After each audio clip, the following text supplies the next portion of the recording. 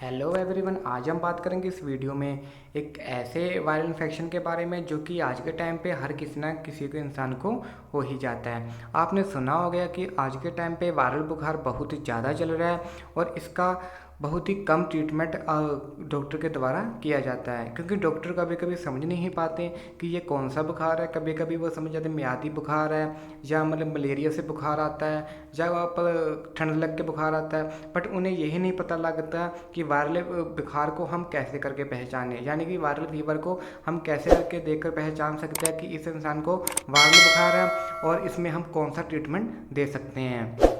सारा हम संपूर्ण जानकारी आपको इस वीडियो में बताऊंगा। आपसे रिक्वेस्ट है, वीडियो को अंत तक जरूर देखना। यदि आपको मेरे द्वारा बताई गई जानकारी अच्छी लगे वीडियो को लाइक और चैनल को सब्सक्राइब जरूर कर देना। अब आप ऊपर से में देख सकते हैं। सबसे पहले हम जान लेते हैं जो सा वायरल फीवर है वो है क्या चीज़। देखिए, viral fever due to viral infection such as flu and dengue fever. ये देखिए, जो फ्लू की वजह से या डेंगू की वजह से जो फीवर होता है उसे हम बोल सकते हैं वायरल फीवर। और इसमें क्या होता है कि इसमें आपकी बॉडी का टेम्परेचर बहुत ही ज़्यादा इंक्रीज हो जाता है, यानी कि 103 104 तक आपका जो सा बॉडी का टेम्परेचर है वो हो जाता है। अगर आप किसी भी मेडिसिन का इस्तेमाल करते हैं उससे क्या होता है कि थोड़ी देर के लिए बुखार कम हो जाता है, बट फिर से 102 103 104 के लगभग आपकी बॉडी का टेम्परेचर हो जाता है। अगर हम बात करें कि ये जो सा वायरल इन्फेक्शन है यानी वो वायरल फीवर है, ये कैसे क्यों होता है, मतलब कि इसके मोड ऑफ ट्रांसमिशन क्या है, मतलब कैसे करके फैलता है।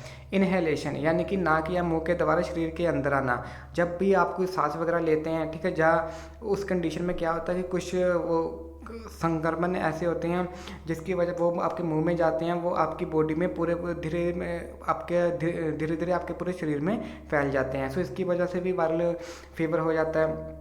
फूड के कारण भी हो जाता है, खाने के द्वारा शरीर के अंदर चले जाते हैं। जैसे अगर आप कोई खाना वगैरह खाते हैं सुबह का बना हुआ है, वो अगर आप रात को खा रहे हैं तो उसकी वजह से भी आपको कभी कभी फूड इन्फेक्शन हो जाता है। ठीक है, इंसेक्ट बाइट, यदि आपको कोई मच्छर वगैरह काट लेता है या कोई अदर कीड़ा वगैरह काट लेता है, इंसेक्ट कोई बाइट कर लेता है, तो उसकी वजह से भी आपको वायरल फीवर हो जाता है।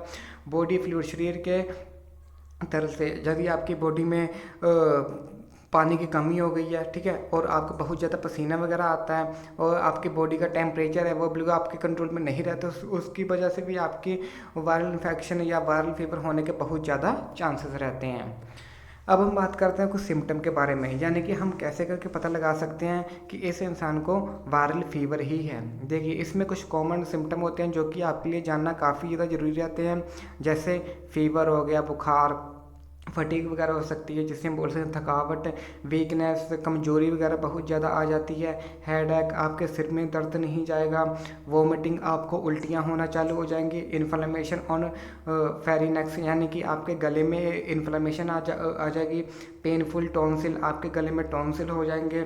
रनी नोज, आपका नाक नहीं रुकेगा, आपका नेक बहने लग जाएगा। सोर थ्रोट, गले में खराश वगैरह हो जाएगी। आँखों में जलन वगैरह आ जाएगी। ऐसे कुछ कॉमन सिम्टम है जो कि आपको देखने के लिए मिल सकते हैं जब भी किसी इंसान को वायरल बुखार वगैरह होता है। अब हम जान लेते हैं मतलब कि इसमें क्या क्या आपको समस्या का सामना करना पड़ सकता है। देखिए, कॉम्प्लिकेशन हम जानने लिए आपके लिए काफ़ी ज़्यादा ज़रूरी रहता है। जैसे डिहाइड्रेशन, आपकी बॉडी में पानी की कमी हो जाएगी, और इसी के साथ हेलुसिनेशन, भ्रम होना, आपको चिंता तनाव भी किसी भी चीज़ का लगी रहेगी। और इसी के साथ साथ नर्व पेन, आपकी नसों में दर्द वगैरह होगा, नसों में समस्या वगैरह आएगी। लीवर फेलियर, लीवर ख़राब होने के चांसेस बहुत ज़्यादा रहते हैं। स्पेसिस होना, और इसी के साथ साथ कभी कभी कोई मरीज कोमा में भी चले जाता है, और आपको कभी कभी जिसे बोल सकते हैं मिर्गी का दौरा पड़ना, ठीक है, वो भी आपको हो सकता है। इसके साथ साथ आपकी किडनी भी ख़राब हो सकती है। जब भी आपको कोई वायरल इन्फेक्शन वगैरह होता है तो उससे बिल्कुल भी हल्के में मत लीजिए, उसका प्रॉपर ट्रीटमेंट करवाइए किसी भी डॉक्टर के द्वारा। पहले उसे समझिए कि मतलब कि ये बुखार है कौन सा, ठीक है। इसलिए मैंने आपको इसके सिम्टम और कॉम्प्लिकेशन बताए हैं जो कि आपने सुने भी होंगे। अब हम जानते हैं इसमें वायरल फीवर में हम कौन सा ट्रीटमेंट दे सकते हैं। देखिए, इनमें आपको 5 तरह की दवा चलानी होती है। जैसे एंटीपायरेटिक भी चलानी होती है, बुखार कम करने वाली दवाइयाँ जो कौन सी होती हैं, एंटी एलर्जिक मेडिसिन होती हैं, जो कि एलर्जी मेडिसिन आपके लिए चलाना काफ़ी ज़रूरी रहता है। एंटी वायरल मेडिसिन भी इसमें चलाई जाती है, एंटीबायोटिक भी और अब मल्टीविटामिन भी। सो ऐसे कुछ 5 तरह की मेडिसिन हैं जो कि आपको वायरल फीवर में देनी चाहिए। इसमें अगर हम एंटीपायरेटिक देखें, एंटीपायरेटिक में हम कौन सी मेडिसिन चला सकते हैं, जैसे जो सी बुखार को बहुत ही जल्दी कम कर, जैसे पैरासीटामोल हो गया, आइबुप्रोफेन हो गया, एस्प्रिन हो गया, डिक्लोफेनाक हो गया और एसिक्लोफेनाक हो गया। इसमें आपको 5 तरह की मेडिसिन चलानी होती है। पैरासीटामोल जो कि बुखार को कम करती है, डिक्लोफेनाक जो कि दर्द बुखार के लिए आती है, एसिक्लोफेनाक भी दर्द बुखार के लिए आती है और एस्प्रिन भी। आप इनमें से किसी भी एक मेडिसिन का इस्तेमाल कर सकते हैं जो कि बुखार कम करने में बहुत ज़्यादा हेल्प करेगी। और इसी के साथ साथ आपको एंटी एलर्जिक मेडिसिन भी चलानी होती है। एंटी एलर्जिक मेडिसिन हमें इसलिए चलानी होती है जब भी किसी इंसान को कभी बुखार वगैरह आता है, या उसमें क्या होता है कि अगर आपको डेंगू के लक्षण वगैरह होंगे, उसमें आपको हल्की फुल्की खुजली वगैरह भी होगी, या आपका जो सा नाक भी बहने लग जाएगा। उसे कंट्रोल करने के लिए आप एंटी एलर्जिक मेडिसिन भी चला सकते हैं, जैसे सिट्राजिन हो गया। और इसी के साथ साथ आप लिवोसिट्राजिन का भी इस्तेमाल कर सकते हैं। इसमें आपकी अगर डोसेस के बारे में बात करें तो अडल्ट की डोसेस वगैरह रहती है वो 10 mg पर डे रहती है, यानी कि 5 mg की टैबलेट होती है। वो एक टैबलेट सुबह लीजिए, एक टैबलेट आप शाम को ले सकते हैं। और इसी के साथ साथ यदि कोई व्यक्ति 5 से 10 साल का है तो वो 5 mg पर डे ले सकता है, यानी कि वो सिरप के द्वारा ही इस मेडिसिन का इस्तेमाल कीजिए, यानी कि 2.5 ml सुबह और 2.5 ml आप शाम को ले सकते हैं। और यदि कोई बच्चा छोटा है, यानी कि 6 से लेकर 24 मंथ का है, तो उस कंडीशन में आप 2.5 ml BD यानी कि 2.5 ml दिन में 2 बार दे सकते हैं। इसी के साथ साथ आप एंटी एलर्जिक मेडिसिन का भी इस्तेमाल कर सकते हैं, जैसे मोन्टूकास्ट का भी आप इस्तेमाल कर सकते हैं। ये आपको सिरप फॉर्म में भी देखने को मिलेगा और आप इसी के साथ आपको टैबलेट फॉर्म में भी देखने को मिलेगा। अगर हम इसके डोसेज वगैरह की बात करें तो अडल्ट की डोज वगैरह रहती है वो 10 mg पर डे रहती है, यानी कि एक टैबलेट आपको दिन में 1 बार लेनी होती है। और अगर हम सिरप की बात करें तो उस कंडीशन में आपको 5 mg पर डे लेना होता है।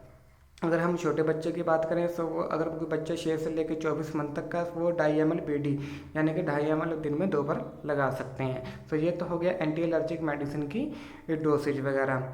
अब हम जान लेते हैं इसमें आप कौन सी एंटी वायरल मेडिसिन इसका इस्तेमाल कर सकते हैं। वैसे तो काफ़ी सारी एंटी वायरल मेडिसिन है, इसमें आप जो से मोस्ट पॉपुलर है उसका नेम है एंटी फ्लू 75 mg में कैप्सूल आता है, जो कि सिप्ला कंपनी के द्वारा मैन्युफैक्चरिंग किया गया, जिसके बीच में आपको असेल्टा मीवर देखने के लिए मिलेगा। ठीक है, जैसे और भी हैं साल्टन, जैसे असिक्लोवीर हो गया, वो भी आप इस्तेमाल कर सकते हैं।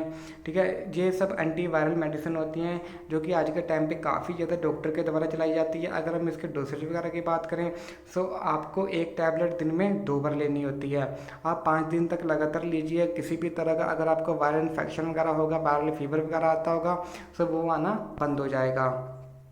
तो इसमें अगर हम बात करें आप कौन सी एंटीबायोटिक चला सकते हैं, वैसे तो काफ़ी सारी एंटीबायोटिक हैं, बट इसमें मोस्ट पॉपुलर जो सी एंटीबायोटिक है, यानी कि जिसका ज़्यादा इस्तेमाल किया जाता है, वो है हमारी सेफीज़ाइम। आज के टाइम पे काफ़ी ज़्यादा चलाई जाती है। आप सेफाड्रॉक्सिल का भी इस्तेमाल कर सकते हैं, जिथ्रोमाइसिन का भी इस्तेमाल कर सकते हैं, आप डॉक्सीसाइक्लिन का भी इस्तेमाल कर सकते हैं, और इसी के साथ आप अमोक्सिसिलिन भी ले सकते हैं। सो ऐसे कुछ 5 एंटीबायोटिक हैं जिसका आप इस्तेमाल कर सकते हैं आप किसी भी बुखार को कम करने के लिए। सो ये तो हो गया वायरल इन्फेक्शन यानी कि वायरल फीवर का फुल ट्रीटमेंट। यदि आपको मेरे द्वारा बताई गई जानकारी अच्छी लगे तो आपसे रिक्वेस्ट है मेरी वीडियो को लाइक और चैनल को सब्सक्राइब जरूर कर देना। और इसी के साथ यदि आपके मन में कोई सवाल वगैरह है तो आप मेरे को नीचे कमेंट करके भी पूछ सकते हैं। सो अब हम मिलते हैं किसी नेक्स्ट वीडियो में। Thank you, thanks for watching.